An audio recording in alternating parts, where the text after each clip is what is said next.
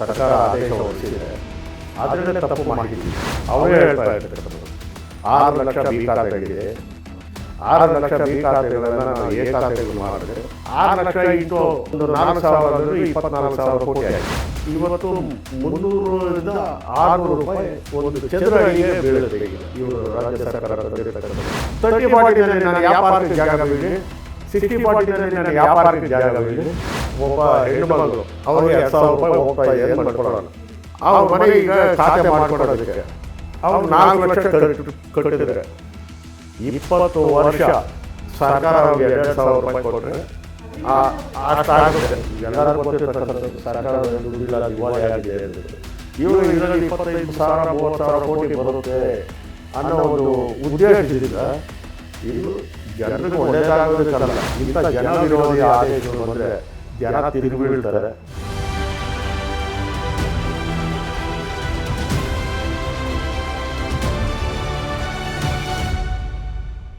ನಮಸ್ಕಾರ.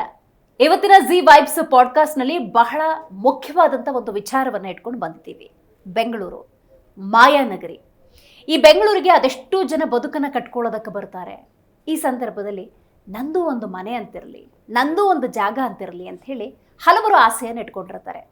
ಅದೆಷ್ಟೋ ವರ್ಷಗಳ ಹಿಂದೆ ನಿವೇಶನವನ್ನು, ಮನೆಯನ್ನು ಖರೀದಿ ಕೂಡ ಮಾಡಿರ್ತಾರೆ. ಆದರೆ ಅವರಿಗೆಲ್ರಿಗೂ ಕೂಡ ಎ ಖಾತೆಯ ಮನೆ ಅಥವಾ ನಿವೇಶನ ಅನ್ನೋದು ಲಭ್ಯವಾಗಿರುವುದಿಲ್ಲ. ಬಿ ಖಾತೆ ಮನೆಯೋ ಅಥವಾ ಸರಿಯಾದಂತಹ ಡಾಕ್ಯುಮೆಂಟ್ ಇಲ್ಲದಿರುವಂತಹ ಜಾಗವನ್ನು, ನಿವೇಶನವನ್ನು, ಮನೆಯನ್ನು ಅವರು ಪಡ್ಕೊಂಡಿರ್ತಾರೆ. ಅವರು ಕಾದು ಕುಳಿತಿದ್ದಾರೆ, ಹಲವಾರು ವರ್ಷಗಳಿಂದ ಕಾದು ಕುಳ್ಕೊಳ್ತಿದ್ದಾರೆ. ಕರ್ನಾಟಕದಲ್ಲಿ ಕಾಂಗ್ರೆಸ್ ಆಡಳಿತವನ್ನು ನಡೆಸ್ತಾ ಇದೆ. ಇತ್ತೀಚೆಗೆ ಬಂದಂತಹ ಒಂದು ಸೂಚನೆಯನ್ನು ನೀವೆಲ್ಲರೂ ಕೂಡ ಗಮನಿಸಿದ್ದೀರಿ. ಬಿ ಖಾತೆ ಏನಿದೆ ಅದು ಎ ಖಾತೆಯಾಗಿ ಮಾರ್ಪಾಡು ಮಾಡಿಕೊಳ್ಳುವುದಕ್ಕೆ ಈ ಸರ್ಕಾರದಲ್ಲಿ ಒಂದು ಅವಕಾಶವನ್ನು ಕಲ್ಪಿಸಿ ಕೊಟ್ಟಿದ್ದೇವೆ ಅಂತ. ಸಾಧ್ಯನಾ ಅದು? ಅಸಲಿಗೆ ಅದನ್ನು ಮಾಡೋದಕ್ಕಾದರೂ ಬರುತ್ತಾ? ಮಾಡಿದರೆ ಈ ಮಧ್ಯಮ ಮತ್ತು ಬಡವರ್ಗ ಅಂದ ಸಂದರ್ಭದಲ್ಲಿ ಅವರು ಎ ಖಾತೆಯನ್ನು ಪಡೆದುಕೊಳ್ಳೋದಕ್ಕೆ ಸಾಧ್ಯವಾ? ಇದರಲ್ಲಿರುವಂಥ ನಿಯಮಗಳೇನು? ಇದೆಲ್ಲದರ ಬಗ್ಗೆ ತಿಳಿಸ್ಕೊಡೋದಕ್ಕೆ ಇವತ್ತು ನಮ್ಮ ಕಾರ್ಯಕ್ರಮದಲ್ಲಿ ಬಿಜೆಪಿ ನಾಯಕರು ಹಾಗೆಯೇ ಮಾಜಿ ವಿರೋಧ ಪಕ್ಷದ ನಾಯಕರು BBMP ಪದ್ಮನಾಭ ರೆಡ್ಡಿ ಅವರಿದ್ದಾರೆ. ಮೊದಲಿಗೆ ಅವರಿಗೆ ಕಾರ್ಯಕ್ರಮಕ್ಕೆ ಸ್ವಾಗತವನ್ನು ಕೊಡೋಣ. ಸರ್, ಕಾರ್ಯಕ್ರಮಕ್ಕೆ ಸ್ವಾಗತ. ಸರ್, ನಾನು ಆಗಲೇ ಮಾತಾಡ್ತಾ ಇದ್ದೆ, ಬೆಂಗಳೂರು ಅಂದರೆ ಮಾಯಾನಗರಿ. ಇಲ್ಲಿಗೆ ಎಷ್ಟೋ ಜನ ಬದುಕನ್ನು ಕಟ್ಕೊಳ್ಳೋದಕ್ಕೆ ಬರ್ತಾರೆ. ನಂದೊಂದು ಮನೆ ಇರಲಿ, ನಂದೊಂದು ಜಾಗ ಇರಲಿ ಅಂತ ಆಸೆ ಪಟ್ಟು ತಗೊಂಡಿರ್ತಾರೆ. ತಗೊಂಡವ್ರಿಗೆಲ್ಲ ಏನು ಎಲ್ಲನೂ ಡಾಕ್ಯುಮೆಂಟ್ ಕರೆಕ್ಟಾಗಿರೋದೇನು ಸಿಕ್ಕಿರೋದಿಲ್ಲ. ಕಡೆ ಪಕ್ಷ ಇದಾದರೂ ಸಿಕ್ಕಿದೆಯಲ್ಲ ಬಿ ಖಾತದ್ದು, ಮುಂದೊಂದು ದಿವಸ ಕನ್ವರ್ಷನ್ ಆಗ್ಬೋದು, ಮುಂದೊಂದು ದಿವಸ ಡಾಕ್ಯುಮೆಂಟ್ ಆಗ್ಬೋದು, ಎ ಖಾತೆ ಆಗ್ಬೋದು ಅಂತ ಆಸೆಯಿಂದ ಕಾಯ್ಕೊಂಡಿರ್ತಾರೆ. ಈ ಸಲ ಕರ್ನಾಟಕ ಕಾಂಗ್ರೆಸ್ನ ಆಡಳಿತದಲ್ಲಿ ಅದೊಂದು ಸೂಚನೆ ಕೂಡ ಬಂದ್ಬಿಡ್ತು. ಒಂದು ಕುತೂಹಲ ಇದೆ ಮತ್ತು ಗೊಂದಲ ಕೂಡ ಇದೆ. ಸರ್, ಪರಿಹರಿಸಿ ಇದನ್ನು. ಬಿ ಖಾತನ ಎ ಖಾತೆ ಮಾಡೋದಕ್ಕೆ ಬರುತ್ತಾ? ಬರೋದಾದರೆ ಹೆಂಗೆ? ಈಗ ಮೊದಲನೇದಾಗಿ ಸರ್ಕಾರ ಎಲ್ಲಿ ತಪ್ಪು ಮಾಡಿದೆ ಅಂದರೆ, ನೋಟಿಫಿಕೇಶನ್ ಅವರೇನು ಸರ್ಕಾರ ಆದೇಶ ಹೊರಡಿಸಿದೆ ಅದರಲ್ಲೇ ತಪ್ಪು ಮಾಹಿತಿ ಇದೆ. ಇದೇನೆಂದರೆ ಕಾರ್ಪೊರೇಷನಲ್ಲಿ ಹಾಲಿ ಇರ್ತಕ್ಕಂಥದ್ದು ಒಂದೇ, ಅದು ಖಾತೆ. ಇದು 2009ರಲ್ಲಿ ಒಂದು ಆದೇಶ ಬಂತು. ಆಗ ಒಂದು ಗೊಂದಲಗಳು ಉಂಟಾಯಿತು. ಆರ್ಥಿಕ ಪರಿಸ್ಥಿತಿಯಾಗಿ ಕೌನ್ಸಿಲಲ್ಲೆಲ್ಲ ನಾವೆಲ್ಲ ಮಾತಾಡಿದ್ವಿ. ಕೆಲವರು ಖಾತೆ ಇಲ್ಲ, ಮನೆ ಕಟ್ಕೊಂಡಿದ್ದಾರೆ, ಅವರು ಟ್ಯಾಕ್ಸು ಬರ್ತಾ ಇಲ್ಲ, ಅದರಿಂದ ಅವ್ರಿಗೆ ಖಾತೆ ಮಾಡಿಕೊಡ್ಬೇಕು, ಟ್ಯಾಕ್ಸ್ ಕಟ್ಸ್ಕೋಬೇಕು ಅಂತ ಹೇಳಿದ್ವಿ. 2009ರಲ್ಲಿ ಒಂದು ಆದೇಶ ಬಂತು. ಆದೇಶ ಇದೆ ನನ್ನ ಹತ್ರ. ಆಗ ಏನು ಮಾಡಿದ್ರು, ಖಾತೆ ಇರ್ತಕ್ಕಂಥವರು ಯಾರು ಟ್ಯಾಕ್ಸ್ ಕಟ್ತಾರೆ ಅದನ್ನು ಎ ರಿಜಿಸ್ಟರಲ್ಲಿ ಎಂಟ್ರಿ ಮಾಡಿ, ಖಾತೆ ಇಲ್ದಿರೋರು ಟ್ಯಾಕ್ಸ್ ಕಟ್ಟಿದ್ರೆ ಬಿ ರಿಜಿಸ್ಟರಲ್ಲಿ ಎಂಟ್ರಿ ಮಾಡಿ ಅಂತ ಹೇಳಿರೋದು. ಅಷ್ಟೇ. ಖಾತೆ ಇರೋದು ಒಂದೇ, ಟ್ಯಾಕ್ಸ್ ಕಟ್ಟೋದು ಯಾರು ಖಾತೆ ಇದ್ದರೆ ಎ ರಿಜಿಸ್ಟ್ರಲ್ಲಿ ಎಂಟ್ರಿ ಮಾಡ್ಕೊಳ್ಳಿ, ಖಾತೆ ಇಲ್ದಿರೋರು ಟ್ಯಾಕ್ಸ್ ಅವ್ರ ಹತ್ರ ವಸೂಲಿ ಮಾಡಿ ಬಿ ರಿಜಿಸ್ಟ್ರಲ್ಲಿ ಎಂಟ್ರಿ ಮಾಡಿ ಅಂತ ಹೇಳಿರ್ತಕ್ಕಂಥದ್ದು. ಆದರೆ ಇವರು ಎ ಖಾತಾ ಬಿ ಖಾತಾ ಅಂದ್ಬಿಟ್ಟು ಈ ರೆವಿನ್ಯೂ ಇನ್ಸ್ಪೆಕ್ಟರ್ ಹುಟ್ಟಾಕಿದ್ರು. ಸರ್ಕಾರನೂ ಇವಾಗ ಅದನ್ನೇ ಹೇಳಿದೆ, ಬಿ ಖಾತಾನ ನಾವು ಎ ಖಾತೆ ಮಾಡ್ತೀವಿ. ಇವ್ರು ಏನು ಹೇಳಬೇಕಾಗಿತ್ತು, ರೆವಿನ್ಯೂ ಸೈಟ್ಗಳಲ್ಲಿ ಖಾತೆ ಇಲ್ದಿರೋರಿಗೆ ನಾವು ಖಾತೆ ಮಾಡ್ಕೊಡ್ತೀವಿ ಅಂತ ಹೇಳಬೇಕಾಗಿತ್ತು. ಖಾತೆ ಇರೋರಿಗೆ, ಖಾತೆ ಇಲ್ದಿರೋರಿಗೆ ಮಾಡ್ಕೊಡ್ತೀವಿ, ಎ ಖಾತೆ ಮಾಡ್ಕೊಡ್ತೀವಿ ಅಂತ ಹೇಳಬೇಕಾಯ್ತು. ಬಿ ಖಾತೆನ ಎ ಖಾತೆ ಮಾಡ್ತೀವಿ ಅಂದ್ಬಿಟ್ಟು ಸರ್ಕಾರನೇ ಇವತ್ತು ಮಿಸ್ಲೀಡ್ ಮಾಡಿದೆ. ಇದೊಂದು. ಎರಡನೇದಾಗಿ ಇದರಲ್ಲಿ ಹಲವಾರು ವಿಷಯಗಳಿದೆ. ಈಗ ಇದನ್ನು ಜಾರಿಗೆ ತಂದಿದ್ದೆ ಹ್ಮ್ ಹ್ಮ್ ಹ್ಮ್ ಹ್ಮ್ ನಮ್ಮ BJP ಸರ್ಕಾರ. ಹ್ಮ್ ಬಡವರಿಗೆ ಏನು ನೀವು ಆಗಲೇ ಹೇಳ್ದಂಗೆ ಮಾಯಾನಗರಿ ಬೆಂಗಳೂರು ಒಂದು ಸ್ವಂತ ಸೂರು ಇರಬೇಕು ಅಂದ್ಬಿಟ್ಟು ಬಡವರು ಇರ್ತಾರೆ. ಮಧ್ಯಮ ವರ್ಗದ ಜನ ಇವತ್ತು ರೆವಿನ್ಯೂ ಲೇಔಟ್ಗಳಲ್ಲಿ ಹ್ಮ್ ವಾಸ ಮಾಡ್ತಕ್ಕಂಥವ್ರು ಬಡವರು ಮಧ್ಯಮ ವರ್ಗದವರೇ ಹೆಚ್ಚಿನ ಜನ. ಹ್ಮ್ ಹ್ಮ್ ಹ್ಮ್ ಅವ್ರಿಗೆ ಪರಿಹಾರ ಕಲಿಸ್ಬೇಕು, ಅವ್ರಿಗೆ ಖಾತೆಗಳು ಮಾಡಿಕೊಡ್ಬೇಕು ಅಂದ್ಬಿಟ್ಟು ಈ ಕಾನೂನು Karnataka country and town planning ಆ್ಯಕ್ಟ್ಗೆ ಹ್ಮ್ ಹ್ಮ್ ಹ್ಮ್ ತಿದ್ದುಪಡಿ ತಂದರು. ಹ್ಮ್ ತಿದ್ದುಪಡಿ ತಂದರು. ಆಮೇಲೆ ನಮ್ಮ ಸರ್ಕಾರ ಹ್ಮ್ ಚುನಾವಣೆ ಬಂತು, ಕಾಂಗ್ರೆಸ್ ಸರ್ಕಾರ ಅಧಿಕಾರಕ್ಕೆ ಬಂತು. ಹ್ಮ್ ಕಾನೂನು ತಂದಿದ್ದು ನಾವು. ಹ್ಮ್ ಬಟ್ ಈಗ ಕರ್ನಾಟಕ ರಾಜ್ಯ ಸರ್ಕಾರ ಕೆಲವು ನಿಬಂಧನೆಗಳನ್ನ ಹಾಕಿ ಅದೇ ಎ ಖಾತೆ ಬಿ ಖಾತೆ ಹ್ಮ್ ಅಂದ್ಬಿಟ್ಟು ಹೇಳಿ ಅಮೌಂಟ್ನ ಫಿಕ್ಸ್ ಮಾಡಿ ಹ್ಮ್ ಇವತ್ತು ಒಬ್ಬ ಬಡ ಮಧ್ಯಮ ವರ್ಗದ ಜನ 30-40 ಸೈಟ್ಗೆ ಹ್ಮ್ ಇವತ್ತು ಲಕ್ಷಾಂತರ ರೂಪಾಯಿ ಇವತ್ತು BBMPಗೆ ಪಾವತಿ ಮಾಡಬೇಕಾಗಿದೆ, ಲಕ್ಷಾಂತರ ರೂಪಾಯಿ ಹಣವನ್ನು. ಆ ಥರ ಒಂದು ಆದೇಶವನ್ನು ರಾಜ್ಯ ಸರ್ಕಾರ ಹೊರಡಿಸಿದೆ. ಇದರಿಂದ ಜನರಿಗೆ ತುಂಬ ಕಷ್ಟ ಆಗ್ತದೆ. ನಾನು ಕೆಲವೊಂದು ಪತ್ರಿಕೆಗಳಲ್ಲಿ ನೋಡಿದೆ, ಹ್ಮ್ ರಾಜ್ಯ ಸರ್ಕಾರ ನಿರೀಕ್ಷೆ ಇದರಿಂದ ಸುಮಾರು 25,000 ಕೋಟಿಯಿಂದ 30,000 ಕೋಟಿ ಅಂದ್ಬಿಟ್ಟು ಕೆಲವು ಪತ್ರಿಕೆಗಳಲ್ಲಿ ಬಂದಿರತಕ್ಕಂಥದ್ದು ನೋಡಿದ್ದೀನಿ. ಅವರೇ ಹೇಳ್ತಾ ಇರ್ತಕ್ಕಂಥದ್ದು. ಹ್ಮ್ 6 ಲಕ್ಷ ಬಿ ಖಾತೆಗಳಿದೆ. ಹ್ಮ್ 6 ಲಕ್ಷ ಬಿ ಖಾತೆಗಳನ್ನು ನಾವು ಎ ಖಾತೆಗಳು ಮಾಡಿದ್ರೆ 6 ಲಕ್ಷ ಇಂಟು ಒಂದು 4,000 ಅಂದ್ರೂ 24,000 ಕೋಟಿ ಆಯಿತು. 4 ಲಕ್ಷ ಅಂದ್ರೆ ಒಂದು ಪರ್ಸೆಂಟೇಜ್ ಅಂತ ಇರುತ್ತಲ್ಲ ಸರ್. ಈಗ ಅದನ್ನು ಅವ್ರು ಏನು ಮಾಡಿದ್ದಾರೆ ಅಂದರೆ ರಾಜ್ಯ ಸರ್ಕಾರ ಹ್ಮ್ ಗೈಡೆನ್ಸ್ ವ್ಯಾಲ್ಯೂ ಏನು ಹೌದೌದು. ಮಾರ್ಕೆಟ್ ಸಬ್ ರಿಜಿಸ್ಟ್ರೇಷನ್ ಗೈಡೆನ್ಸ್ ವ್ಯಾಲ್ಯೂ ಇರುತ್ತೆ, ಹ್ಮ್ ಅದ್ರ ಮೇಲೆ 5% ಹಾಕಿದ್ದಾರೆ. ಹ್ಮ್ 5%. ಉದಾಹರಣೆಗೆ 30-40 ಸೈಟು 1,200 ಅಡಿ. ಹ್ಮ್ 1,200 ಇಂಟು 5,000 60 ಲಕ್ಷ ಆಗುತ್ತೆ. ಹ್ಮ್ 60 ಲಕ್ಷಕ್ಕೆ 5% ಓಕೆ. ಅಂದರೆ ಆವಾಗ 3 ಲಕ್ಷ ಆಗುತ್ತೆ. ಹಾ ಈ 3 ಲಕ್ಷ ಸಿಂಗಲ್ ಪ್ಲಾಟ್ ಅಪ್ರೂವಲ್ ಅದೇ ಏಕ ನಿವೇಶನಕ್ಕೆ ಕಟ್ಟಬೇಕು. ಹ್ಮ್ ಇದ್ರ ಜೊತೆಗೆ ಕನ್ವರ್ಷನ್ ಫೀಸ್ ಕಟ್ಟಬೇಕು. ಹ್ಮ್ ಕನ್ವರ್ಷನ್ ಫೀಸ್ ಏನು ಜಾಸ್ತಿ ಬರೋದಿಲ್ಲ, ಹ್ಮ್ ಯಾಕೆಂದರೆ ಅದು ಒಂದು 60,000 70,000 ಇರುತ್ತೆ ಗೌರ್ಮೆಂಟ್ ಫೀ. ಅದರಲ್ಲಿ ಆ ಸೈಟ್ಗೆ ಎಷ್ಟು ಅಮೌಂಟ್ ಬೇಕಾಗ್ತದೋ ಅಷ್ಟು ಕಟ್ಟೋದು. ಮೋಸ್ಟ್ಲಿ ಅದಿನ್ನೂ ಘೋಷಣೆ ಮಾಡಿಲ್ಲ ಅವರು. ಹ್ಮ್ ಹ್ಮ್ ಏನು 15 ದಿವಸದೊಳಗಡೆ ಸಾಫ್ಟ್ವೇರಲ್ಲಿ ನಾವೆಲ್ಲ ಅಪ್ಲೋಡ್ ಮಾಡ್ತೀವಿ ಅಂತಾರೆ ಅದು. ಆಮೇಲೆ ಪ್ರೊಸೆಸಿಂಗ್ ಫೀಸ್. ಹ್ಮ್ ಇದಾದ ನಂತರ ಹ್ಮ್ ಇಂಪ್ರೂವ್ಮೆಂಟ್ ಚಾರ್ಜಸ್ ಅದು ಬೇರೆ ಒಂದು 30-40 ಸೈಟ್ಗೆ ಒಂದು 28,000 ರೂಪಾಯಿ ಬರುತ್ತೆ. ಸುಮಾರು ಒಂದು ಅಡಿಗೆ ಇವತ್ತು 300ರಿಂದ 600 ರೂಪಾಯಿ ಒಂದು ಚದರ ಅಡಿಗೆ ಬೀಳುತ್ತೆ ಈಗ ಇವರು ರಾಜ್ಯ ಸರ್ಕಾರ ತಂದಿರ್ತಕ್ಕಂಥದ್ದು. ನೀವ್ ಹೇಳೋ ಲೆಕ್ಕದಲ್ಲಿ ಹೋದ್ರೆ ಸರ್ ಹ್ಞೂ ಸೈಟ್ ತಗೋಬೇಕಾರೆ ಅಷ್ಟು ಕೊಟ್ಟಿಲ್ವೋ ಏನ? ಆಗ ಹಳೆ ಕಾಲದಲ್ಲಿ ಇತ್ತೀಚೆಗೆ ಒಂದು 5-10 ವರ್ಷದಿಂದ ಸ್ವಲ್ಪ ರೇಟ್ ಎಕ್ಕಿರ್ತದೆ. ಒಂದು 20 ವರ್ಷ 25 ವರ್ಷ ಹಿಂದೆ ಎಲ್ಲ ತಗೊಂಡಿರೋರು 5 ರೂಪಾಯಿ 2 ರೂಪಾಯಿ 10 ರೂಪಾಯಿಗೆ ಒಂದು ಅಡಿ ತಗೊಂಡಿರ್ತಾರೆ. ಇವತ್ತು ಈ ರೀತಿ ತಗೊಂಡಿದ್ದಾರೆ. ಇದು ರಾಜ್ಯ ಸರ್ಕಾರ ಇದನ್ನು ಗಂಭೀರವಾಗಿ ಯೋಚನೆ ಮಾಡಬೇಕಾಗಿದೆ. ಕಾರಣ ನಾನು ತಮ್ಮ ವಾಹಿನಿ ಮುಖಾಂತರ ಸರ್ಕಾರವನ್ನು ನಾನು ಮನವಿ ಮಾಡ್ತೀನಿ. ಇದು BJP ಸರ್ಕಾರ ಇದ್ದಾಗ ತಂದಿರ್ತಕ್ಕಂಥದ್ದು ಬಡವರಿಗೆ ಮಧ್ಯಮ ವರ್ಗದವ್ರಿಗೆ ಖಾತೆಗಳು ಮಾಡಿಕೊಡ್ಬೇಕು ಅಂದ್ಬಿಟ್ಟು. ಆಗ ಮಾಡೋಕ್ಕಾಗಿಲ್ಲ. ಚುನಾವಣೆ ಬಂತು, ನೀವು ಅಧಿಕಾರಕ್ಕೆ ಬಂದಿದ್ದೀರ, ಇದನ್ನು ಕಡಿಮೆ ಮಾಡಿ. ನೀವು ಕಡಿಮೆ ಮಾಡಿ ಬಡವರಿಗೆ ಮಧ್ಯಮ ವರ್ಗದವ್ರಿಗೆ ಖಾತೆಗಳು ಮಾಡಿಕೊಡಿ. ಈಗ ಇದು ಒಂದು ಕಡೆ. ಎರಡನೇದು BDNಲ್ಲಿ ಇಲ್ಲಿ 250ರಿಂದ 600 ರೂಪಾಯಿ ಬೀಳುತ್ತೆ ಒಂದು ಚದರಡಿಗೆ ಸಿಂಗಲ್ ಪ್ಲಾಟಿಗೆ ಮಾತ್ರ. ಆದರೆ BDNಲ್ಲಿ 0.3% ಇದೆ. 0.3% ಏನು BDNಲ್ಲಿ ಆ್ಯಕ್ಚುಲಿ ಇದೆಲ್ಲ ಮುಂಚೆ ಎಲ್ಲ ಮಾಡ್ತಾ ಇದ್ದಿದ್ದು BDN ಸಿಂಗಲ್ ಪ್ಲಾಟು. ಇದೀಗ ರಾಜ್ಯ ಸರ್ಕಾರ ಹೊಸದಾಗಿ BBMPಗೆ ಅಧಿಕಾರ ಕೊಟ್ಟಿದೆ. ಏನು ಅಪ್ ಟು 2.5 ಎಕರೆವರೆಗೂ ಕಾರ್ಪೊರೇಷನ್ನೇ ಮಾಡ್ಬೋದು. Karnataka town and country planning act ಪ್ರಕಾರ BD ಅಧಿಕಾರ ಇತ್ತು. ಈಗ ರಾಜ್ಯ ಸರ್ಕಾರ BBMP ಕೊಟ್ಟಿದೆ up to 2.5 acres single plot approval ಕಾರ್ಪೊರೇಷನ್ನೇ ಮಾಡ್ಬೋದು ಅಂದ್ಬಿಟ್ಟು. ಇದ್ರ ಪ್ರಕಾರ ರೆಸಿಡೆನ್ಷಿಯಲ್ಗೆ BDNಲ್ಲಿ 0.2% ಆಫ್ ಗೈಡೆನ್ಸ್ ವ್ಯಾಲ್ಯೂ. ಇಲ್ಲಿ 0.2% ಅಲ್ಲ, ಇಲ್ಲಿ 5% ಆಫ್ ದಿ ಗೈಡೆನ್ಸ್ ವ್ಯಾಲ್ಯೂ. ಹೌದು. ಇಲ್ಲಾದರೆ ₹2 ₹24.60 ಬೀಳುತ್ತೆ. ಎಷ್ಟು ಒಂದು ಅಡಿಗೆ ಬಿ ಡಿ ಐನಲ್ಲಿ ಇವತ್ತು ಬಿ ಡಿ ಐನಲ್ಲಿ ಮಾಡ್ತಾ ಇದ್ದಾರೆ. 2.5 ಎಕರೆ ಮೇಲ್ಪಟ್ಟು ಶ್ರೀಮಂತರು ಅಂದರೆ 2.5 ಎಕರೆ ಮೇಲೆ ಆದರೆ ಶ್ರೀಮಂತರಲ್ವ, ಅವ್ರಿಗೆ ಒಂದು ಅಡಿಗೆ ₹24.60 ಸಿಂಗಲ್ ಪ್ಲೇಟ್. ಇಲ್ಲಿ ₹250 ₹600 ಒಂದು ಅಡಿ ಚದರ ಅಡಿ ಮೇಲೆ ಹೋಗ್ತದೆ. ಒಂದೊಂದು ಏರಿಯಾ ಒಂದೊಂದು ಮುಖ್ಯ ರಸ್ತೆ ಆದರೆ ಜಾಸ್ತಿ ರೇಟ್ ಇರುತ್ತೆ, ಕೆಲವು ಅಡ್ಡ ರಸ್ತೆಗಳಾದರೆ ಸ್ವಲ್ಪ ಕಡಿಮೆ ಇರ್ತದೆ. ಈಗ ಮುಂಚೆ ಎಲ್ಲ ಹಳೆ ಕಾಲದಲ್ಲಿ ಏನಿತ್ತು, ಒಂದು ಏರಿಯಾ ಅಂದರೆ ಆ ಏರಿಯಾಗೆ ಇಷ್ಟೊಂದು ಹೇಳೋರು. ಈಗ ಆ ಥರ ಗೈಡೆನ್ಸ್ ವ್ಯಾಲ್ಯೂ ಇಲ್ಲ.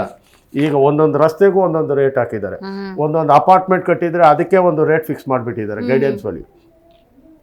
ಬಿ ಡಿ ಎನಲ್ಲಿ ಇದರಲ್ಲಿ ಮೂಲ ಏನಪ್ಪ ಅಂದರೆ ಈ guidance value single plot approval ಅಂದರೆ ಇವರು ಈ ಆದೇಶದಲ್ಲಿ ಹೇಳಿರ್ತಕ್ಕಂಥದ್ದು, ಸಿಂಗಲ್ ಪ್ಲಾಟ್ ಅಪ್ರೂವಲ್ ಮಾಡಬೇಕಾದ್ರೆ 2 ಎಕರೆ 5 ಎಕರೆ 10 ಎಕರೆ ಮಾಡಬೇಕಾಗಿದ್ರೆ ಅವರು 10% ಜಾಗವನ್ನು ಪಾರ್ಕ್ಗೆ ಮೀಸಲಿಡಬೇಕು. 5% ಜಾಗವನ್ನು ಆ ಜಾಗದಲ್ಲಿ ಸಿಂಗಲ್ ಪ್ಲಾಟ್ ಅಪ್ರೂವಲ್ ಕೊಟ್ಟಾಗ 10% ಜಾಗವನ್ನು ಪಾರ್ಕಿಗೆ ಮೀಸಲಿಡಬೇಕು. 5% ಕಾರ್ ಪಾರ್ಕಿಂಗ್, ಸರ್ಫೇಸ್ ಪಾರ್ಕಿಂಗ್.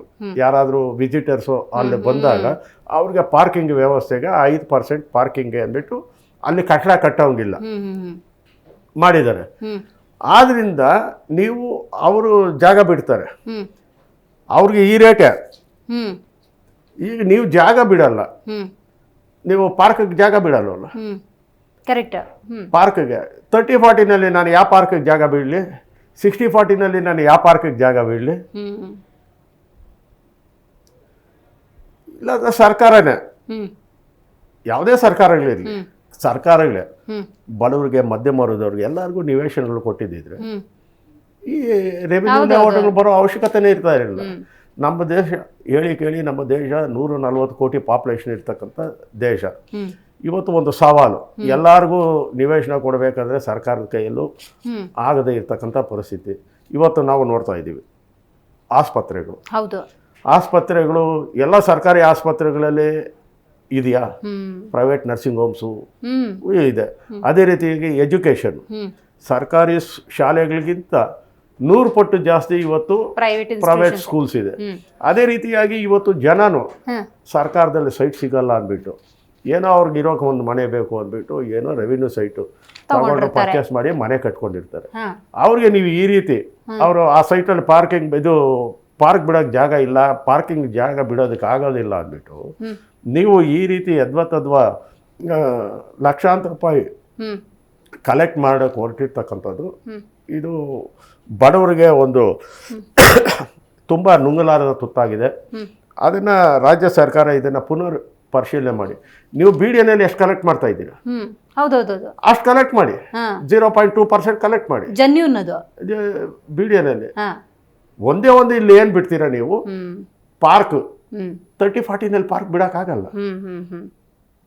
10% ಅಂದರೆ 30-40ನಲ್ಲಿ 120 ಅಡಿನಲ್ಲಿ ಪಾರ್ಕ್ ಬಿಡೋಕ್ಕಾಗುತ್ತೆ. ಕರೆಕ್ಟ್. ಅದರಿಂದ ನೀವು ರಾಜ್ಯ ಸರ್ಕಾರ ಇದನ್ನು ಯೋಚನೆ ಮಾಡಿ, ನೀವು ಬಡವ್ರ ಬಗ್ಗೆ ಚಿಂತೆ ಇದ್ದರೆ ನೀವು ಇದನ್ನು ಕಡಿಮೆ ಮಾಡಬೇಕು. ನಾನು ಒಂದು ಯೋಚನೆ ಮಾಡ್ತಾ ಇದ್ದೆ, ಒಂದು 4 ಲಕ್ಷ ರೂಪಾಯಿ ಆಗ್ತದೆ 30-40ಗೆ ಎಲ್ಲ ಸೇರಿದೆ. ಈಗ ನಮ್ಮ ರಾಜ್ಯ ಸರ್ಕಾರ ಪಂಚ ಗ್ಯಾರಂಟಿಗಳು ಕೊಡ್ತಾ ಇದ್ದೀವಿ, 2,000 ರೂಪಾಯಿ. ಆ 2,000 ರೂಪಾಯಿ 20 ವರ್ಷ ಇವ್ರು ಕೊಟ್ಟರೆ ಅವ್ರೀಗ ಆ ಮನೆ ಒಬ್ಬ ಹೆಣ್ಣು ಮಗಳು ಅವ್ರಿಗೆ 2,000 ರೂಪಾಯಿ ಹೋಗ್ತಾ ಇದೆ ಅಂತ ಮಾಡ್ಕೊಳ್ಳೋಣ. ಅವ್ರ ಮನೆ ಈಗ ಖಾತೆ ಮಾಡ್ಕೊಳೋದಕ್ಕೆ ಅವ್ರು 4 ಲಕ್ಷ ಕಟ್ಟಿದ್ರೆ 20 ವರ್ಷ ಸರ್ಕಾರ ಅವ್ರಿಗೆ 2,000 ರೂಪಾಯಿ ಕೊಟ್ಟರೆ ಅಷ್ಟಾಗುತ್ತೆ. ಅಷ್ಟಾಗುತ್ತೆ. ಇವ್ರು 20 ವರ್ಷ 2,000 ರೂಪಾಯಿ ಕೊಡೋಷ್ಟು ಅಮೌಂಟು ಒಂದೇ ಬಾರಿ ಸರ್ಕಾರ ತಗೊಳ್ಳೋಕೆ. ಇದು ಯಾವ ನ್ಯಾಯ? ಆದ್ದರಿಂದ ಸರ್ಕಾರ ಯೋಚನೆ ಮಾಡಿ ಬಡಪರ ಯಾವುದೇ ಒಂದು ನಿರ್ಧಾರ, ನಾನಿವಾಗ ಟೀಕೆ ಮಾಡ್ತಾ ಇಲ್ಲ ಸರ್ಕಾರ. ಇದು ಎಲ್ಲೋ ಒಂದು ಕಡೆ IAS ಆಫೀಸರ್ಗಳು ಏನೋ ಹೇಳಿರ್ತಾರೆ, ಇವರು ಈ ಕಾನೂನು ತಂದಿದ್ದಾರೆ. ಆದರೆ ನೈತಿಕ ಹೊಣೆ ಸರ್ಕಾರದ್ದು. ನೈತಿಕ ಹೊಣೆ ಸರ್ಕಾರದ್ದು.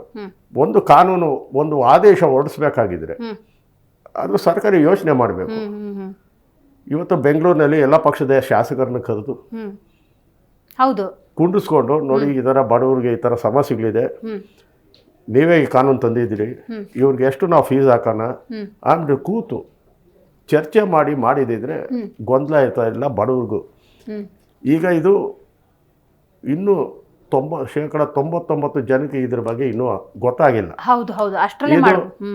ಈ ಆದೇಶ ಏನಾದ್ರು ಈಗ ನಿನ್ನೆ ಕಮಿಷನರ್ ಅವರು ಪ್ರೆಸ್ ಮೀಟ್ ಮಾಡಿ 15ನೇ ತಾರೀಕಿಂದ ನಾವು ಅಪ್ಲೋಡ್ ಮಾಡ್ತೀವಿ, ಆನ್ಲೈನಲ್ಲಿ ಎಲ್ಲರೂ ಈ ಫೀಸುಗಳು ಕಟ್ಟಿ ಅವ್ರ ಖಾತಾನ ಅಲ್ಲೇ ಡೌನ್ಲೋಡ್ ಮಾಡ್ಕೊಬೋದು ಅಂತ ಹೇಳಿದ್ದಾರೆ.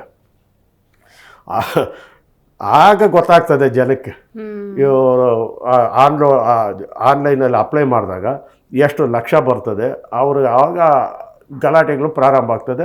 ಇದು ಹೆಂಗಾಯ್ತು ಗೊತ್ತಾ ಸರ್, ಈಗ ಎಷ್ಟೋ ವರ್ಷದಿಂದ ಒಂದು ಸೈಟ್ ತೊಗೊಂಡಿರ್ತಾರೆ, ಅಯ್ಯೋ ಬಿ ಖಾತಲ್ಲಿದೆ, ಓ ಕರ್ನಾಟಕದಲ್ಲಿ ಕಾಂಗ್ರೆಸ್ ಬೇರೆ ಬಂದ್ಬಿಟ್ಟಿದೆ, ಎ ಖಾತಾ ಮಾಡಿಕೊಡ್ತಾರೆ, ಹೆಂಗೋ ದುಡ್ಡು ಹೊಂದ್ಸೋಣ ಅಂತ ಏನೊಂದು 60-70 ಸಾವಿರ ರೂಪಾಯಿ ಆಗ್ಬೋದು ಅಂತ ಅನ್ಕೊಳ್ಳೋರಿಗೆ ಶಾಕ್ ಅಲ್ವಾ ಇದು? ಈಗ ನೋಡಿ 95ರಲ್ಲಿ ಸನ್ಮಾನ್ಯ ಎಚ್ ಡಿ ದೇವೇಗೌಡರು ಮುಖ್ಯಮಂತ್ರಿಗಳಾಗಿದ್ದಂಥ ಸಮಯದಲ್ಲಿ 100 ರೂಪಾಯಿ ಹೊಸ ವಾರ್ಡ್ಗಳಲ್ಲಿ, 100 ರೂಪಾಯಿ ಹಳೆ ವಾರ್ಡಲ್ಲಿ, ಅಂದರೆ ಈ ಕಡೆ ಈ MG ರೋಡ್ ಈ ಕಡೆ ರೆವಿನ್ಯೂ ಪಾಕೆಟ್ಗೆ ಇಲ್ಲ 50 ರೂಪಾಯಿ. ಆಗ 100 ವಾರ್ಡ್ ಇತ್ತು. ನಮ್ಮ ವಾರ್ಡೆಲ್ಲ ಕಾಚರ್ಕಳ್ಳಿ, ಬಾನಸವಾಡಿ ಇವೆಲ್ಲ ಔಟ್ಸ್ಕರ್ಟ್ಸ್. ನಮ್ಮದು 95ರಲ್ಲಿ ಕಾರ್ಪೊರೇಷನ್ ಸೇರಿತ್ತು. ಆಗ ನಮಗೆ 100 ರೂಪಾಯಿ ಹಾಕಿದ್ರು ಖಾತೆಗೆ, ರೆವಿನ್ಯೂ ಸೈಟು, ಖಾಲಿ ನಿವೇಶನ ಇರಲಿ ಮನೆ ಇರಲಿ, ಅದಕ್ಕೆ 100 ರೂಪಾಯಿ ಹಾಕಿ ಕಲೆಕ್ಟ್ ಮಾಡೋರು, ಖಾತೆ ಮಾಡಿಕೊಡೋರು. ತದಾದ ನಂತರ ಸನ್ಮಾನ್ಯ ಸಿದ್ದರಾಮಯ್ಯನವರು ಮುಖ್ಯಮಂತ್ರಿಗಳಾಗಿದ್ದಾಗ 2014ರಲ್ಲಿ ಅವರೇ ಒಂದು ಆದೇಶ ಹೊರಡಿಸಿ 250 ರೂಪಾಯಿ ಮಾಡಿದ್ರು. ಅಂದರೆ ಫಸ್ಟ್ 400 ರೂಪಾಯಿ ಮಾಡಿದರು, ಅದು ಕೋರ್ಟ್ಗೆಲ್ಲ ಹೋಗಿ ಕೋರ್ಟ್ ಒಂದು ಆದೇಶ ಬಂದ ಮೇಲೆ ನೀವು ಪುನರ್ ಪರಿಶೀಲನೆ ಮಾಡಿ ಕಡಿಮೆ ಮಾಡಿ ನೀವು ಜಾಸ್ತಿ ಹಾಕಿದ್ದೀರಿ ಅಂದ್ಬಿಟ್ಟು ಕೋರ್ಟ್ ಡೈರೆಕ್ಷನ್ ಬಂದಾಗ ಸಿದ್ದರಾಮಯ್ಯನವರ ಕಾಪಿ ಇಲ್ಲಿದೆ.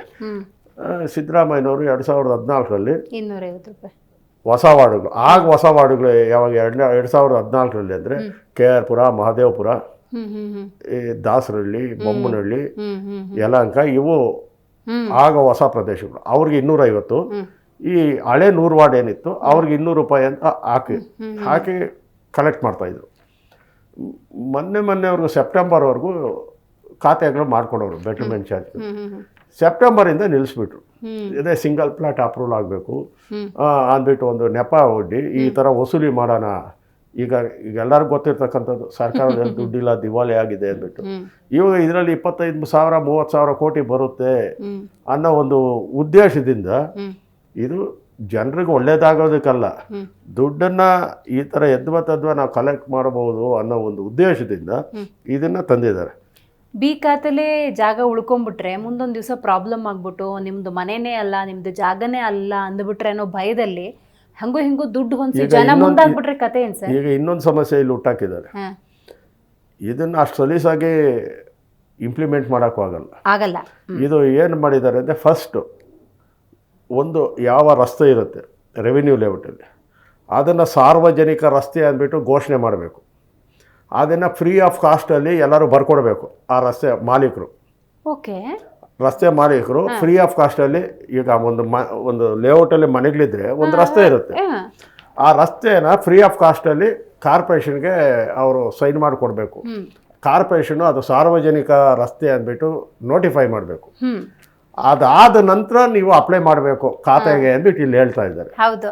ಇದು ತಪ್ಪು ಮಾಡಿದ್ದಾರೆ ಇವರು ಸರ್ಕಾರ. ಯಾಕೆ ಅಂದರೆ, ಯಾವುದೋ ಹಳೆ ಕಾಲದಲ್ಲಿ 5 ರೂಪಾಯಿ, 10 ರೂಪಾಯಿ, 20 ರೂಪಾಯಿಗೆ ಸೈಟ್ ಮಾಡಿಬಿಟ್ಟಿರ್ತಾನೆ ರೆವಿನ್ಯೂ ಸೈಟನ್ನು. ಇವತ್ತು ಒರಿಜಿನಲ್ ಆಗಿ ಹಳೆ ಖಾತಾ ಪಾಣಿಗಳೆಲ್ಲ ಅವ್ರ ಹೆಸರಲ್ಲೇ ಇರ್ತದೆ, ರೆವಿನ್ಯೂ ಲೇಔಟ್ ಅಲ್ವಾ, ಆ ರಸ್ತೆ ಎಲ್ಲ ಹಳೆ ಮಾಲೀಕನ ಹೆಸರಲ್ಲೇ ಇರ್ತವೆ. ಅದು ನಂದೇ ಜಾಗ, ನಾನು ಬರ್ಕೊಡಲ್ಲ ಅಂತಾನೆ.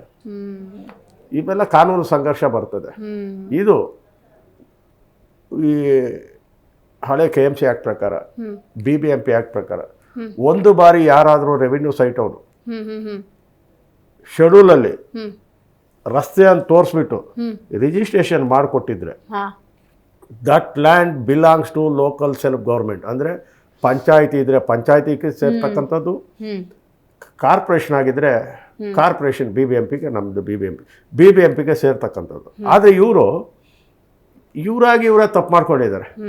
ಅದನ್ನು ಕಾನೂನು ಸಂಘರ್ಷಗಳು ಉಂಟಾಗೋ ಸಾಧ್ಯತೆ ಇದೆ. ಅವರೆಲ್ಲ ಮನೆಗಳು 100,000 ಸಾವಿರಾರು ಮನೆಗಳಾಗಿರ್ತದೆ. ಆದ್ದರಿಂದ ಇನ್ನೊಂದೇನಾಗಿದೆ ಅಂದರೆ ಪಕ್ಕದ ಮನೆ ಒಂದು ಎ ಖಾತೆ ಇರುತ್ತೆ, ಫಸ್ಟೇ ಮಾಡಿಬಿಟ್ಟಿರ್ತಾರೆ. ಅವನದು ಎ ಖಾತೆ, ಅದ್ರ ಪಕ್ಕದ ಮನೆ ಬಿ ಖಾತೆ. ಎ ಖಾತೆ ಅವನು 100 ರೂಪಾಯೋ 250 ರೂಪಾಯೋ ಕಟ್ಟಿ ಖಾತೆ ಮಾಡಿಸ್ಕೊಂಡವನು. ಈ ಬಡವ ಇವ್ರ ಹತ್ರ ಆವಾಗ ದುಡ್ಡು ಇರಲಿಲ್ಲ, ಮಾಡಿಸ್ಕೊಂಡಿಲ್ಲ. ಇವಾಗ ಇವರು ಲಕ್ಷಗಳು ಕಟ್ಟಬೇಕು. ಇದು ಒಂದು ಸಮಸ್ಯೆ ಆಗ್ತದೆ. ಆಮೇಲೆ ಇದೆಲ್ಲ ಆದಮೇಲೆ ಸಿಂಗಲ್ ಪ್ಲಾಟ್ ಅಪ್ರೂವಲ್ ಆದಮೇಲೆ ಇಂಪ್ರೂವ್ಮೆಂಟ್ ಚಾರ್ಜ್ ಬೇರೆ 28,000 ಕಟ್ಟಬೇಕು.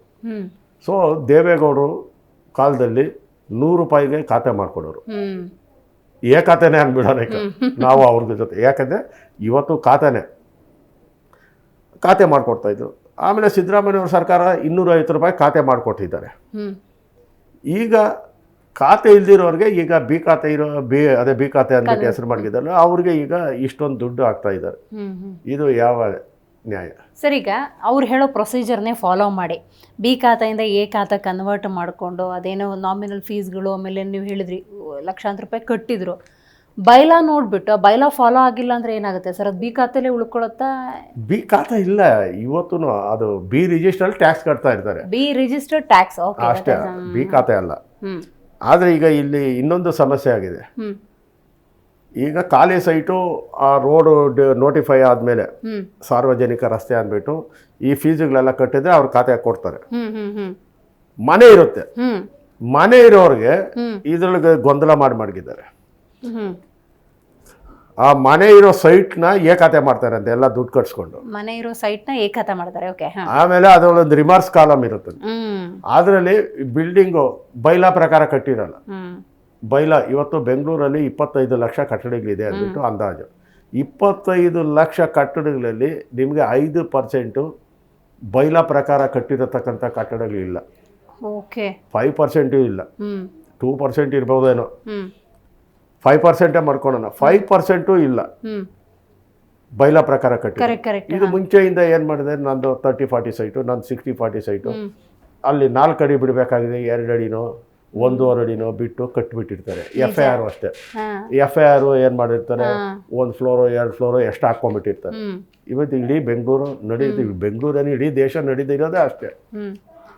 ಈಗ ಅವ್ರಿಗೆಲ್ಲ ಆ ಖಾತಾ ಕಾಲಮ್ನಲ್ಲಿ ರಿಮಾರ್ಕ್ಸಲ್ಲಿ ಬಿಲ್ಡಿಂಗ್ ವೈಲೇಷನ್ ಅಂತ ಬರೀತಾರಂತೆ. ಬಿಲ್ಡಿಂಗಿಗೆ ಬೈಲಾ ಪ್ರಕಾರ ಕಟ್ಟಿದ್ರೆ ಬಿಲ್ಡಿಂಗಿಗೂ ಖಾತಾ ಕೊಡ್ತಾರಂತೆ. ಇವ್ರು ಹೇಳೋದು ಖಾತಾ.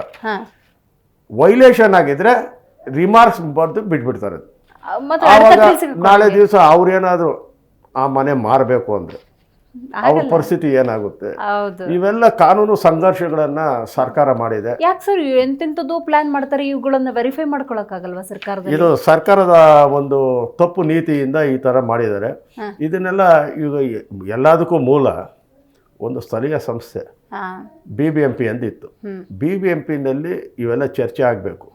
ಚರ್ಚೆ ಆಗಿ ಕಾನೂನು ಬಂದಿದ್ರೆ ಅಲ್ಲಿ ಎಲ್ಲ ವಿಷಯಗಳು ಇಲ್ಲಿ ಸ್ಥಳೀಯ ಪ್ರತಿನಿಧಿಗಳು ಸೇರ್ತಾ ಇದ್ರು. ಓಕೆ, 5 ವರ್ಷ ಆಯಿತು, ಎಲೆಕ್ಟೆಡ್ ಬಾಡಿ ಇಲ್ಲ, ಕಾರ್ಪೊರೇಷನ್. ಓಕೆ, ಬೆಂಗಳೂರು MLAಗಳಿದ್ದಾರೆ, ಬೆಂಗಳೂರಲ್ಲಿ MP ಗಳಿದ್ದಾರೆ.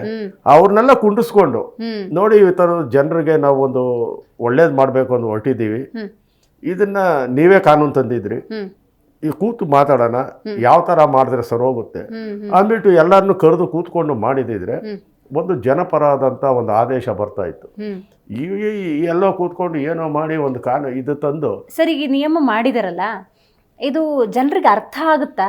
ಎಲ್ಲೇ ಅರ್ಥ ಆಗುತ್ತೆ. ಈಗ ಅರ್ಥ ಆಗೋದು ದುಡ್ಡು ಕಟ್ಟೋದಕ್ಕೆ. ಈಗ ಆನ್ಲೈನಲ್ಲಿ ಬಿಟ್ಟಾಗ ಎಲ್ಲ ಗೊತ್ತಾಗೋದು. ಆನ್ಲೈನಲ್ಲಿ ಎಷ್ಟೋ ಜನ ಖುಷಿ ಆಗಿರ್ತದೆ, ನಮ್ಮ ಖಾತಾ ಸಿಕ್ಬಿಡ್ತದೆ, ನಾವು ಖಾತಾ ಸಿಕ್ಕಿದ್ರೆ ನಾವು ಬ್ಯಾಂಕ್ಗೆ ಲೋನ್ ತಗೊಂಡು ಬಿಲ್ಡಿಂಗ್ ಕಟ್ಬೋದು, 1 ಫ್ಲೋರ್ ಇದ್ರೆ ಇನ್ನೊಂದು ಫ್ಲೋರು ನಾವು ಕಟ್ಕೊಬೋದು ಅಂದ್ಬಿಟ್ಟು ಜನ ಆಸೆ ಪಟ್ಕೊಂಡಿರ್ತಾರೆ. ಈಗ ಲಕ್ಷಾಂತರ ರೂಪಾಯಿ ಹಾಕಿದ್ರೆ ಇದರಲ್ಲಿ ಇನ್ನೊಂದು ಮಾಡಿದ್ದಾರೆ.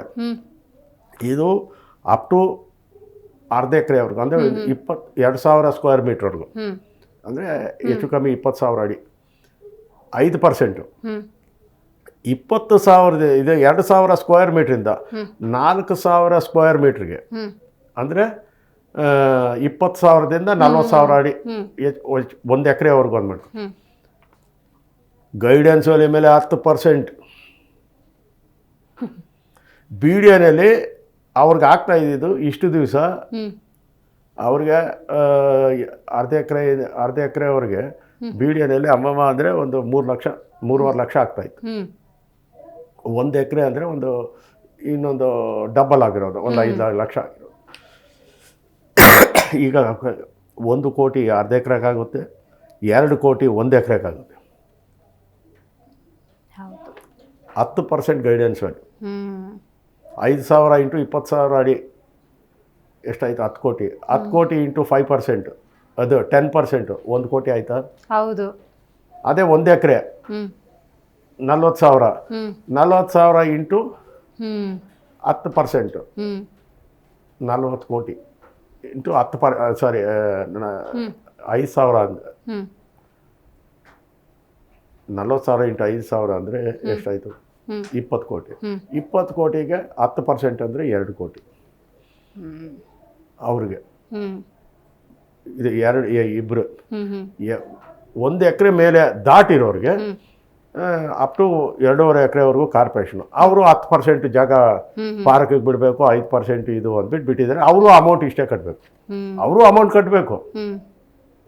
ಇದೆಲ್ಲ ನನ್ನ ಪ್ರಕಾರ ಇದು ಇಂಪ್ಲಿಮೆಂಟ್ ಮಾಡೋಕ್ಕಾಗಲ್ಲ. ಇದು ಇವರು ಮೊಂಡು ಧೈರ್ಯ ಮಾಡಿ ಇದನ್ನು ಆನ್ಲೈನಲ್ಲಿ ಜಾರಿ ಮಾಡಿದ್ರೂ ಮುಂದಿನ ದಿನಗಳಲ್ಲಿ ಇದು ಕೋರ್ಟಲ್ಲಿ ಇದು ಕ್ವಾಶ್ ಆಗೋದು. ಕೋರ್ಟ್ ಚೀಮಾರಿ ಆಗೋಕೆ ಮುಂಚೆ ರಾಜ್ಯ ಸರ್ಕಾರ ಎಚ್ಚೆತ್ಕೊಂಡು ಇದನ್ನ ವಾಪಸ್ ಪಡ್ಕೊಂಡು ಬಡವರಿಗಾಗಿ ಏನು BDNL ಇದೆಯಲ್ಲ, ಆದಾಯದ ಕ್ರೋಢೀಕರಣಕ್ಕೆ ಇದನ್ನೇನಾದ್ರು ಮಾರ್ಗ ಮಾಡ್ಕೊಂಡಿದ್ದಾರಾ ಅಂತ.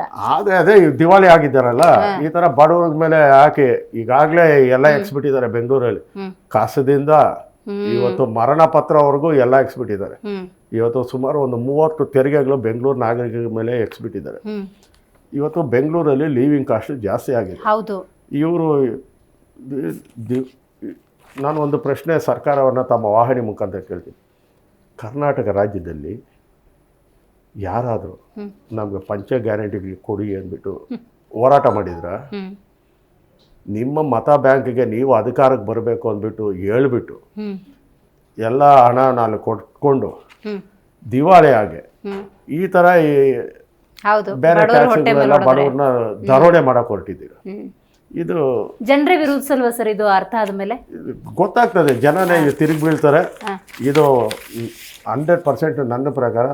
ನಾನು ಬೆಂಗಳೂರಿನಲ್ಲಿ 30 ವರ್ಷಗಳಿಂದ ಕಾರ್ಪೊರೇಟರ್ ಆಗಿ ಇರ್ತಕ್ಕಂಥವನು, ನಮಗೂ ಅನುಭವ ಇದೆ. ಇಂಥ ಜನ ವಿರೋಧಿ ಆದೇಶಗಳು ಬಂದರೆ ಜನ ತಿರುಗಿ ಬೀಳ್ತಾರೆ.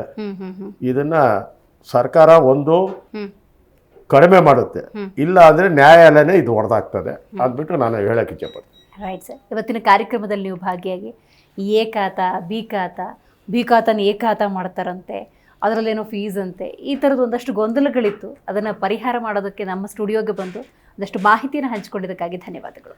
ನನಗೂ ಅಷ್ಟೇ, ಸಾರ್ವಜನಿಕರ ಪರವಾಗಿ ಎಲ್ಲ ಒಂದು ಅವಕಾಶ ಕೊಟ್ಟು ನಿಜಾಂಶವನ್ನು ಜನರಿಗೆ ತಿಳಿಸೋದಕ್ಕೆ ಅವಕಾಶ ಮಾಡಿದ್ದಕ್ಕೆ ತಮಗೆ ಧನ್ಯವಾದಗಳು. ಸೊ ನೋಡಿದ್ರೆ ವೀಕ್ಷಕರೇ, ಇವತ್ತಿನ ನಮ್ಮ ಕಾರ್ಯಕ್ರಮದಲ್ಲಿ ಪದ್ಮನಾಭ ರೆಡ್ಡಿ ಅವರು ಭಾಗಿಯಾಗಿದ್ರು. ನೋಡಿ, ಈಗಾಗಲೇ ಸರ್ಕಾರ ಒಂದು ಆದೇಶವನ್ನು ಕೊಟ್ಟಿದೆ.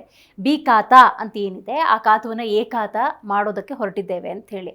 ಸೊ ಬಹಳಷ್ಟು ಆಸೆ ಆಕಾಂಕ್ಷೆಗಳನ್ನು ನೀವು ಕೂಡ ಇಟ್ಕೊಂಡಿರ್ತೀರಿ, ನಂದು ಬಿ ಖಾತೆ. ಅಸಲಿಗೆ ನೋಡಿ, ಬಿ ಖಾತೆ ಅನ್ನುವಂತಹ ವಿಚಾರವೇ ಇಲ್ಲ. ನೀವು ಅದನ್ನು ಫಸ್ಟು ಕ್ಲಾರಿಟಿಯನ್ನು ತಗೋಬೇಕು. ಇನ್ನು ಎ ಖಾತಾ ಅಂತ ಸಂದರ್ಭದಲ್ಲಿ ನಿಯಮಗಳನ್ನು ನೀವು ನೋಡ್ತಾ ಹೋದರೆ ಅದಷ್ಟು ಸುಲಭ ಸಾಧ್ಯ ಇಲ್ಲ. ಸರ್ಕಾರದ ಆದೇಶ ಅದೇನೇ ಬರಲಿ, ಒಂದ್ಸಲ ಕ್ರಾಸ್ ಚೆಕ್ ಮಾಡ್ಕೊಳ್ಳಿ. ಅಧಿಕಾರಿಗಳ ಜೊತೆ, ಲಾಯರ್ ಜೊತೆ ಮಾತುಕತೆಯನ್ನು ನಡೆಸಿ. ಮತ್ತು ಇದರಲ್ಲಿ ಫೀಸ್ಗಳನ್ನು ನೋಡ್ತಾ ಹೋದರೆ ಬಹಳಷ್ಟು ಕಷ್ಟ ಇದೆ. ರಾಜ್ಯ ಸರ್ಕಾರ ಅಷ್ಟರಲ್ಲೇ ಎಚ್ಚೆತ್ತುಕೊಂಡು ನಿಯಮಗಳನ್ನು ಸಡಿಲಿಸಿ ಮತ್ತು ಆ ಫೀಸ್ ಅಮೌಂಟ್ ಏನಿದ್ದಾರೆ ಅದನ್ನು ರೆಡ್ಯೂಸ್ ಮಾಡಿ ನಿರ್ಧಾರ ತೊಗೊಂಡ್ರೆ ಸೂಕ್ತ. ಇಲ್ಲ ಅಂತ ಹೇಳಿದ್ರೆ ಕಾನೂನಾತ್ಮಕ ಹೋರಾಟಗಳು ಮುಂದಿನ ದಿನಗಳಲ್ಲಿ ನಡೆದರೂ ಕೂಡ ಆಶ್ಚರ್ಯ ಇಲ್ಲ. ಸೊ ಇದರ ನಿಯಮಗಳನ್ನು ನೀವು ಓದಿದಾಗಲೇ ಖಂಡಿತವಾಗ್ಲೂ ನಿಮಗೆ ಗೊತ್ತಾಗುತ್ತೆ ಯಾವ ರೀತಿ ನೀವು ಮಧ್ಯಮ ಮತ್ತು ಬಡವರ್ಗದವರು ಸಂಕಷ್ಟಕ್ಕೆ ಸಿಲುಕ್ತಾ ಇದ್ದೀರಿ ಅಂತ.